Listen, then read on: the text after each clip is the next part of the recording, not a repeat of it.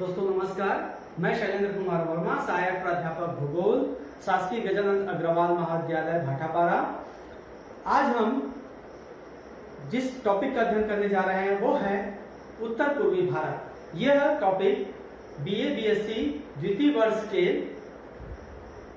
द्वितीय प्रश्न पत्र के 5वां इकाई के दूसरा टॉपिक के रूप में हमारे सिलेबस में सम्मिलित है।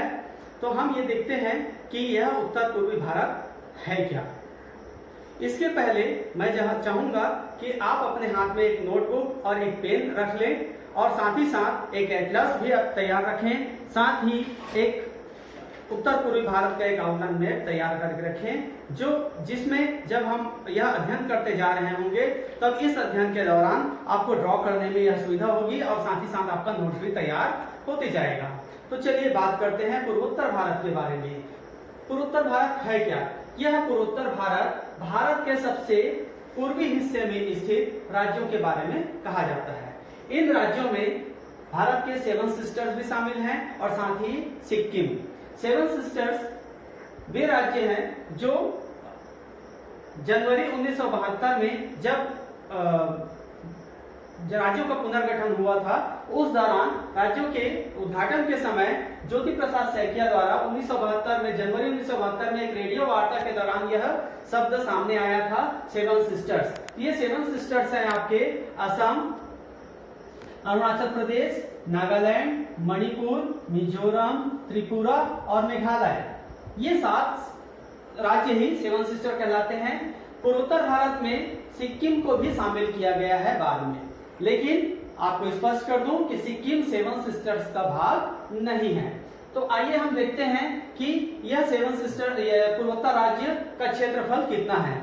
सारे जितने भी हमारे पास पूर्वोत्तर राज्य के सम्मिलित जो क्षेत्रफल है वो है 2,62,230 वर्ग किलोमीटर। यह भारत के संपूर्ण क्षेत्रफल का 7% हिस्सा है और यहाँ की सम्मिलित जनसंख्या है 3,88,57,769, जो कि भारत की संपूर्ण जनसंख्या का 3.7% हिस्सा है।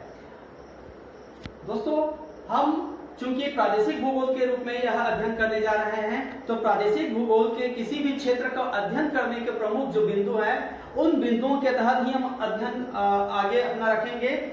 इन बिंदुओं को हम एक रिकॉल कर लें। सबसे पहला है भौतिक स्वरूप, भूवैज्ञानिक संरचना, अपवाह, जलवायु, वनस्पति, मिट्टी, कृषि, खनिज, उद्योग, परिवहन और जनसंख्या। ये इन टॉपिक्स के अध्ययन अंतर्गत हम यह अध्ययन अपना रखेंगे। तो हम देखते हैं सबसे पहले पूर्वोत्तर भारत का भौतिक स्वरूप कैसा है।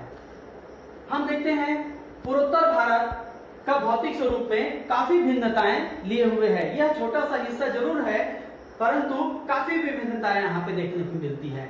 यह हम देखेंगे, यह हिमालय का पूर्वी भाग, जो महान हिमालय का ही भाग है, यह एक आर्च लिए हुए, इस तरह से एक चाप लिए हुए यहाँ पर आपको दिखाई पड़ता है। इस चाप का निर्माण भारतीय महाद्वीप के तिब्बत प्लेट से टकराने से हुई, जो हमने प्लेट टेक्टोनिक सिद्धांत में हमने बीए फर्स्ट ईयर में हम पहले ही पढ़ चुके हैं कि किस तरह से महाद्वीपी प्लेट जब टकराती है तो एक द्वीपीय चाप का निर्माण या एक चाप का निर्माण होता है। वही चाप यहाँ पे निर्मित हुआ है।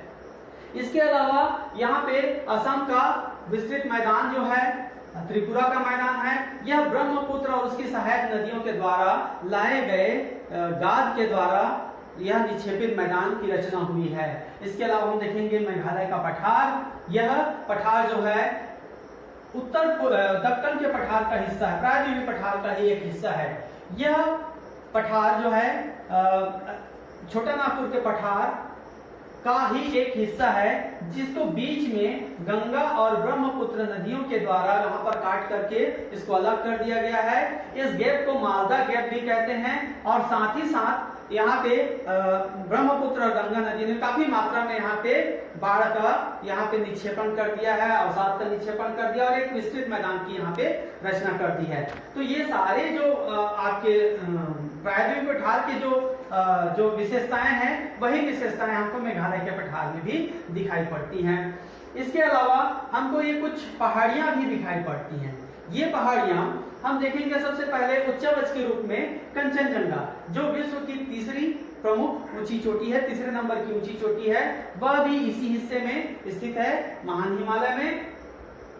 और इसके बाद हम देखते हैं डफला, अरुणाचल प्रदेश में है, डफला, मिरी, अबोर और मिसमी। यह जो पहाड़ियां हैं यह महान हिमालय का भाग ना होकर के शिवालिक हिमालय के भाग हैं। इसी प्रकार से हम देखेंगे जब हिमालय का पूर्वी हिस्सा जो अंतरराष्ट्रीय सीमा भी बनाता है, यहाँ पे पटकाई बूम, नागा, लैमाटोल, लुशाई और मिजो पहाड़ियां, ये यहाँ पे विभिन्न पहाड़ियों के हिस्से हैं। इसी प्रकार से मिकिर, असम में है ये, मिकिर, रेगमा और बराई, ये पहाड़ियां भी स्थित हैं, लेकिन यह शिवालिक का भाग नहीं है, ना ही हिमालय का भाग है, जबकि ये प्राय ये मेघालय के पठार का ही एक हिस्सा है, ऐसा हम मान लें। यहाँ पर मेघालय के पठार में आपको गारो, खासी और जयंतिया ये पहाड़ियां भी देखने को मिलती हैं। हम ये सारी पहाड़ियों को जो देख रहे हैं वो उसका अध्ययन जब हम करते हैं तो जब हम यहाँ की जनजातियों के बारे में पढ़ेंगे तो ये सारे नाम फिर से वापस आएंगे, क्योंकि ये सारी पहाड़ियों का नाम वहां पे रहने वाले, निवास करने वाली स्थानीय जनजातियों के नाम पर ही है। अब हम देखते हैं पूर्वोत्तर भारत का भूवैज्ञानिक संरचना। भूवैज्ञानिक संरचना में हम किसी भी जगह के भूवैज्ञानिक संरचना या चट्टानों के बारे में अध्ययन करते हैं। इन चट्टानों का अध्ययन जब हम करते हैं तो देखते हैं कि पूर्वोत्तर भारत में 4 प्रमुख प्रकार की चट्टानें पाई जाती हैं। पहला है आर्कियन चट्टान। यह आर्कियन चट्टान जो है सिक्किम में हिमालय के गहराई वाले भागों में देखने को मिलती है। बेसिक जो चट्टानें हैं यहाँ पे हिमालय की आर्कियन चट्टानें हैं और काफी गहराई में मिलती है लेकिन ये, और इसी प्रकार से मेघालय के पठार में भी आर्कियन चट्टानें मिलती हैं। आर्कियन चट्टानें सर्वाधिक प्राचीन चट्टानें हैं जो ज्वालामुखी क्रिया के द्वारा बनी हुई है। चूंकि यह मेघालय का पठार भी प्रायद्वीपीय पठार का एक हिस्सा है, यहाँ पे जो दरारें उद्भेदन हुआ था उसी के तहत इसका भी निर्माण हुआ है, तो आर्कियन चट्टान यहाँ पे मिलती है। इसके बाद है द्वितीय क्रम पे धारवाड़ चट्टानें। धारवाड़ चट्टानें आर्कियन चट्टानों के साथ ही निक्षेपित आपको देखने को मिलती है, उसके निचले वाले हिस्से में निक्षेपित मिलती है। क्योंकि धारवाड़ चट्टान, आर्कियन चट्टान, धारवाड़ चट्टानें हमारे लिए इंपॉर्टेंट इसलिए है क्योंकि सभी प्रकार के खनिज प्रायः धारवाड़ चट्टानों में ही पाए जाते हैं। इसके बाद हमको देखने को मिलता है यहाँ पे पूर्वोत्तर भारत में टर्सीरी चट्टानें। ये टर्सीरी चट्टानें हिमालय के उत्थान के साथ साथ ही बने हुए हैं। यह टर्सीरी चट्टानें तृतीय कल्प में इयोसीन काल में इसका निर्माण हुआ। और अंतिम है क्वाटरनरी चट्टान। क्वाटरनरी चतुर्थक चट्टानें हैं जो सबसे बाद में जिसका निर्माण हुआ और सबसे बाद में निर्मित कैसे हुआ, यह जो जितने भी हमारे प्राचीन चट्टानें हैं उस पे अपरदन की क्रिया होने के बाद यह नदियों के द्वारा निक्षेपित जो पदार्थ हुए, जो गाद भरे, उनके द्वारा यह बालू का शैल के रूप में इन क्वाटरनरी चट्टानों का निर्माण हुआ। तो ये 4 प्रकार की चट्टानें हमने देखा। इसके बाद हम देखते हैं पूर्वोत्तर भारत का अपवाह। अपवाह का मतलब होता है वहां का नदी तंत्र किस प्रकार से काम करता है, वहां की नदी संरचना, तंत्र की संरचना किस प्रकार की है। तो पूर्वोत्तर भारत की सबसे प्रमुख नदी है ब्रह्मपुत्र नदी। यह ब्रह्मपुत्र नदी तिब्बत के पठार से निकलती है और यह तिब्बत के पठार में सांगपो के नाम से जाना जाता है।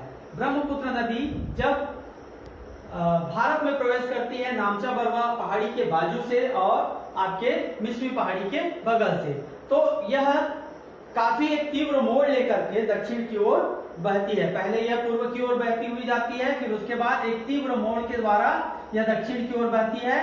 फिर आपके असम में प्रवेश करते ही, असम में प्रवेश करने के बाद यह पश्चिम की ओर मोड़ आती है और जैसे ही बांग्लादेश में यह प्रवेश करती है तो फिर से दक्षिण की ओर बहती हुई यह अरब के बंगाल की खाड़ी में मिल जाती है।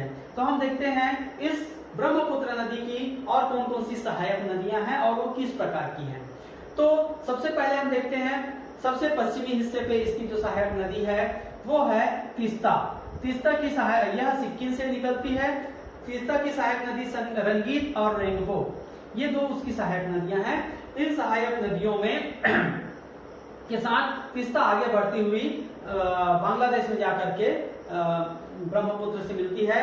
यह तीस्ता नदी काफी तीव्र अपरदन के कारण से अपने मार्ग बदलने के लिए काफी ये यहाँ पे कुख्यात है कहा जाए। इसके बाद है आपका संकोच नदी, यह भूटान से निकलती है और इसकी सर्वाधिक लंबी एक नदी आती है मानस नदी, हिमालय में इसकी लंबाई काफी है।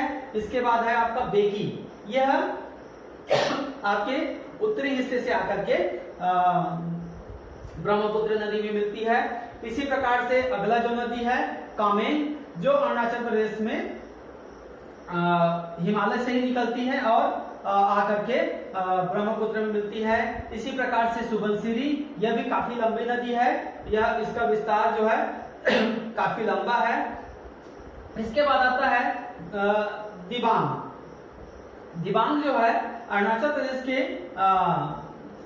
पहाड़ियों से निकल के इससे मिलता है और इसकी एक सहायक नदी है लोहित।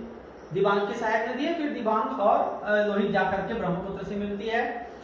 इसके बाद एक और नदी है दिहांग। यह दिहांग नदी यहाँ पर गोखुर झीलों के निर्माण के लिए काफी प्रसिद्ध है। यहाँ पे आप देखेंगे कि इस प्रकार से ये बहुत ज्यादा विसर्पण करती हुई चलती है और यहाँ पे गोखुर झीलों का निर्माण करती है।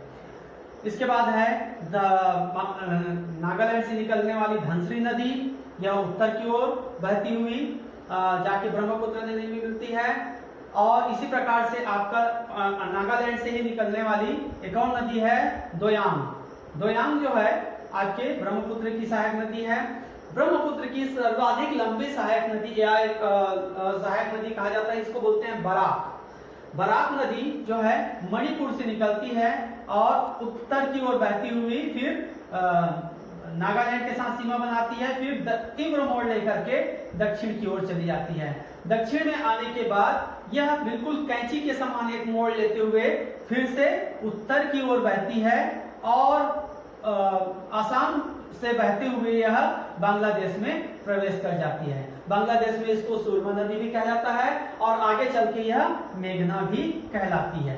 तो बराक का हमने 3 नाम देखा यहाँ पर, आपका बराक, सुरमा और मेघना। यह जो नदी है इसके बाद आपका सोमेश्वरी। सोमेश्वरी आपके मेघालय से निकलने वाली नदी है और मैक्सिमम जो आपका चेरापूंजी के जो वर्षा का जल है वो सभी ये सुरमा नदी के माध्यम से आगे ब्रह्मपुत्र में जाती है। तो इस तरह से एक नदी और है जो है मणिपुर नदी। मणिपुर नदी जो है यह ब्रह्मपुत्र का सहायक नदी नहीं है, यह दक्षिण की ओर बहते हुए आपके लोकटक झील से आगे को आप्लावित करते हुए दक्षिण में यह इरावदी नदी जो आपका म्यांमार की एक प्रमुख नदी है उसमें जाकर के मिल जाती है, उसकी सहायक नदी है। तो इस तरह से हमने देखा कि पूर्वोत्तर भारत का अपवार का जो मुख्य नदियां हैं आपको हमने यहाँ पे ड्रॉ करके दिखाया हुआ है। इसके बाद हम आते हैं जलवायु में। तो जलवायु जो है पूर्वोत्तर भारत की, क्योंकि यहाँ पे भौतिक संरचना काफी विभिन्नता लगी हुई है और जलवायु भौतिक संरचना के ऊपर काफी डिपेंड करती है, क्योंकि यह पूरे हिस्सा जो है कर्क रेखा के ऊपर के हिस्से में आता है। तो यह सम उष्ण कटिबंधी उसमें आता है और यहाँ पे वर्षा जो जलवायु है वह हमेशा ग्रीष्म भरा हुआ होता है, उमस भरा होता है ग्रीष्म काल इसका, और शीत काल में यहाँ पर 10 डिग्री सेल्सियस से नीचे तापमान नहीं जाता है और जो अधिकतम तापमान है वो 26 डिग्री सेल्सियस तक जाता है। और जैसे जैसे हम ऊंचाई की ओर बढ़ते जाते हैं तो तापमान में काफी गिरावट देखने को मिलती है। जो पहाड़ी भाग है वहां पे तापमान शून्य से नीचे चला जाता है और जो उच्च पर्वतीय भाग है वहां पर तो आपका हिमांक बिंदु में भी चले जाता है, हिमाच्छादित पर्वत भी देखने को मिलता है।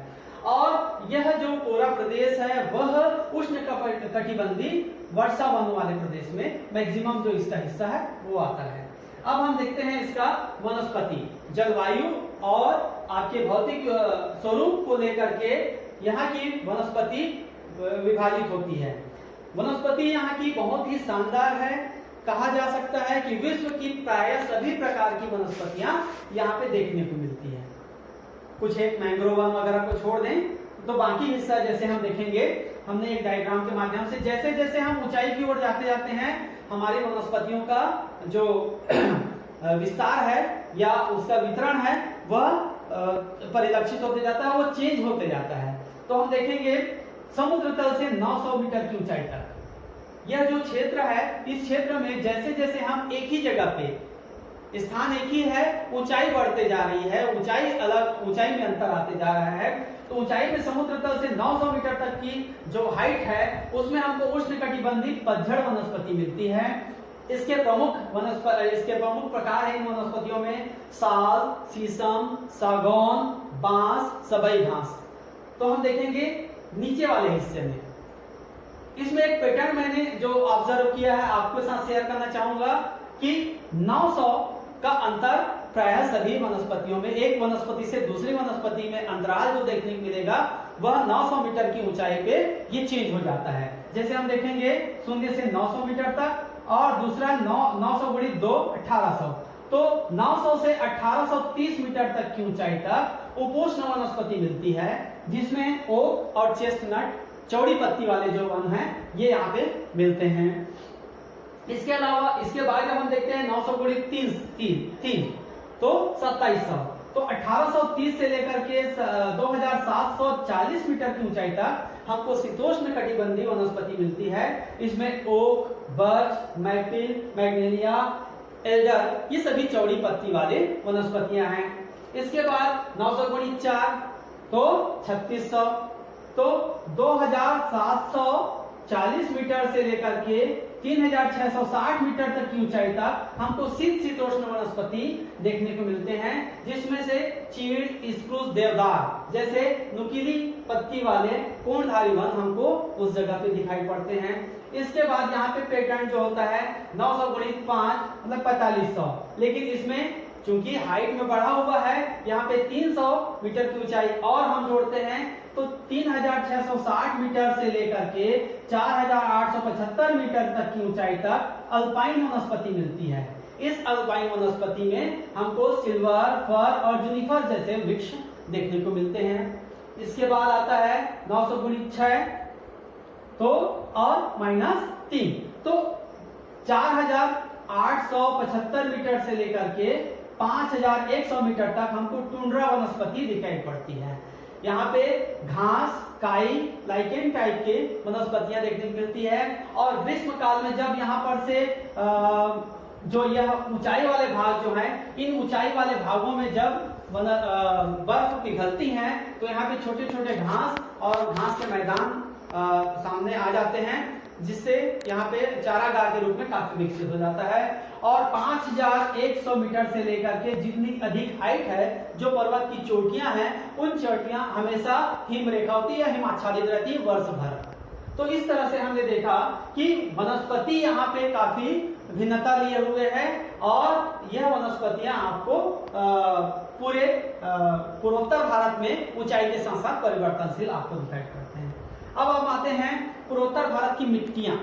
यह मिट्टियां हम देखेंगे कि चूंकि यह भाग जो मैक्सिमम पर्वतीय भाग होने के कारण से इसमें पर्वतीय मिट्टी का विस्तार पाया जाता है।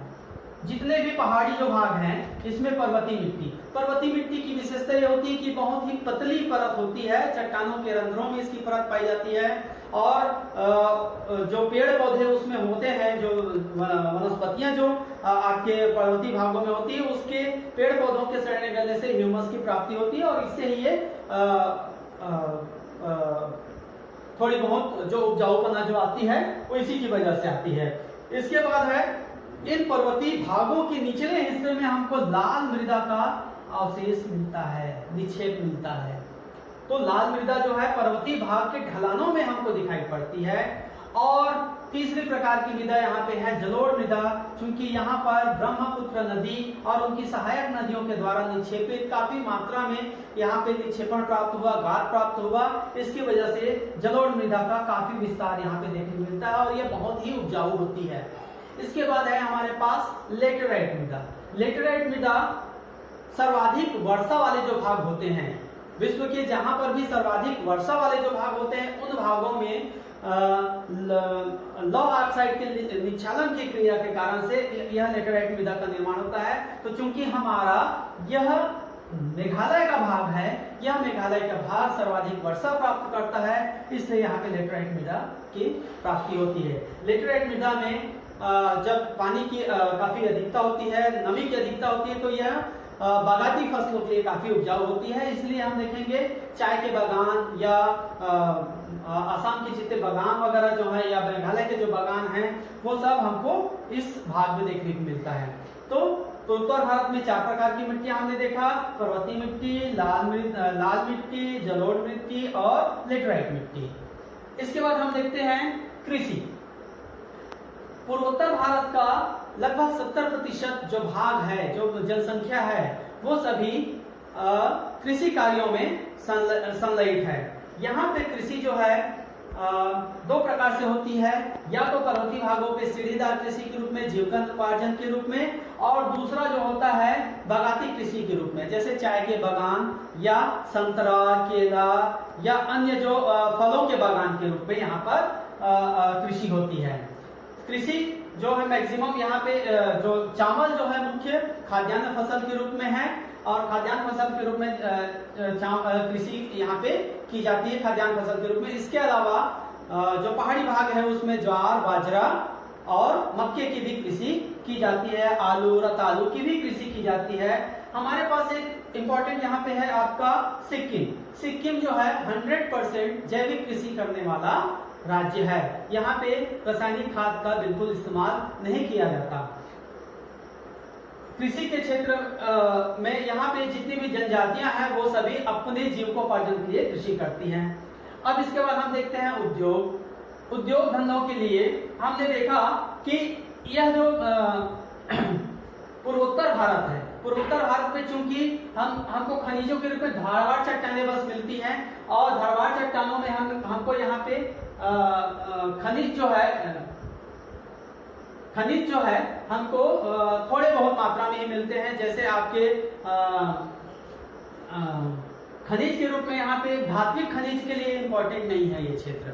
यहाँ पे धात्विक खनिज बहुत कम मात्रा में मिलता है, जबकि शक्ति के संसाधन के रूप में हमारे पास पेट्रोलियम और कोयला के यहाँ पे पर्याप्त भंडार हैं। कोयले के भंडार पेट्रोलियम के भंडार के रूप में आसाम और अरुणाचल प्रदेश का यह हिस्सा और मेघालय का यह हिस्सा काफी प्रसिद्ध है, काफी महत्वपूर्ण है भारत के लिए। और भारत की जितनी भी आपके प्राथमिक जो तेल रिफाइनरियां थी वो यहीं की स्थापित हुई थी। तो पेट्रोलियम और कोयला यहाँ पे खनिज के रूप में प्राप्त होता है। अब देखते हैं उद्योग धंधे। चूंकि यहाँ पे धात्विक खनिज नहीं है, अतः बृहद उद्योगों की स्थापना यहाँ पे नहीं हो पाई है। और चूंकि यह पूरा भाग पहाड़ी भाग है, दुर्गम क्षेत्र है, यहाँ पे आवागमन के साधन भी विकसित नहीं है, इसलिए यह क्षेत्र जो है बृहद उद्योगों के रूप में विकसित नहीं हो पाए हैं। जबकि चाय प्रसंस्करण के लिए, तेल शोधन के लिए, सॉफ्टवेयर पार्क के लिए यह असम का जो क्षेत्र है, गुवाहाटी का क्षेत्र, वो काफी प्रसिद्ध है। इसके अलावा यहाँ पे कागज के लुगदी उद्योग, कागज उद्योग यहाँ पे प्रसिद्ध है। इसके अलावा यहाँ पे हस्तकला के रूप में बांस शिल्प और सूती वस्त्र के केंद्र यहाँ पे जो यहाँ के आदिवासियों के द्वारा, बुनकरों के द्वारा जो बुने जाते हैं वो काफी प्रसिद्ध हैं। और यह जो यहाँ पे चूंकि जनजातियों की भी बहुल्यता है और सभी की सांस्कृतिक विभिन्नताएं की बहुत सारे वेरिएशन हमको देखने को मिलते हैं, तो पर्यटन उद्योग के काफी यहाँ पे संभावनाएं हैं। पर्यटन के रूप में हम इसको काफी विकसित कर सकते हैं इस क्षेत्र को। अब हम देखते हैं परिवहन। चूंकि यह क्षेत्र काफी उबड़ खाबड़ और काफी पहाड़ियों से घिरा हुआ दुर्गम क्षेत्र है, इसलिए यहाँ पे परिवहन का ज्यादा विकास नहीं हो पाया है। परिवहन के विकास के रूप में केवल यहाँ पे हम सड़क मार्गों का पर ही आश्रित हैं, और इसके अलावा है हमारे पास वायु मार्ग। रेल मार्गों का विस्तार केवल यहाँ पे असम में ही हो पाया है, केवल असम के क्षेत्रों में ही रेल मार्गों का विकास हो पाया है। बाकी जब असम से हम दूसरे राज्यों की ओर हम जाते हैं तो हमको सड़क मार्ग का उपयोग करना होता है। सड़क मार्ग के रूप में यहाँ पे हमारा सबसे इंपॉर्टेंट है राष्ट्रीय राजमार्ग क्रमांक 31, यहाँ पर से जाता है राष्ट्रीय राजमार्ग क्रमांक 31 ही। बाकी जो राज्य है, पूर्वोत्तर राज्य है, उसको बाकी राज्यों से, भारत के बाकी हिस्सों से जोड़ता है। इसके अलावा यहाँ पे आपका है 37, 38 और 44 यहाँ पे राष्ट्रीय राजमार्ग हैं। अभी अभी सिक्किम में भी हवाई सेवाओं का विस्तार हुआ है, और इसके अलावा नागालैंड और आपका असम में भी हवाई सेवाएं और पवन हंस हवाई सेवाओं के द्वारा यहाँ पे हेलीकॉप्टर सेवाएं यहाँ पे दी जाती हैं। अब आते हैं जनसंख्या के बारे में। जनसंख्या, पूर्वोत्तर भारत की जनसंख्या, जैसे मैंने आपको पहले ही बताया कि सम्मिलित जनसंख्या 3,88,57,769 है, और इसमें से मैक्सिमम जो जनसंख्या है वो है आपका जनजातियों का। और यहाँ पे जो जनजातियां हैं, सभी राज्यों में जितने हमने यहाँ पे पहाड़ियों के नाम देखे वही आपको यहाँ पे देखने मिलते हैं। तो चलिए हम यहाँ की जनजातियां कौन कौन सी हैं उसको देख लें। तो सबसे पहले हम देखते हैं सिक्किम। सिक्किम में है आपकी 3 प्रमुख जनजातियां हैं, ये है लेप्चा, भूटिया और शेरपा। इसके बाद हम देखते हैं अरुणाचल प्रदेश। अरुणाचल प्रदेश में है आपोतानी, डाकला, अबोर, मिसमी और सिंगपो। ये यहाँ की प्रमुख जनजातियां हैं। असम में है चकमा, डिमासा, मिकिर, हाजें, सिथेन, कचारी, बोरो और लालू। ये प्रमुख जनजातियां वहां पे निवास करती हैं। नागालैंड में हम देखेंगे नागा, कोन्याक, सेमा, गारो, कचारी, कुकी और रेंगमा। ये नागालैंड की प्रमुख जनजातियां हैं। मणिपुर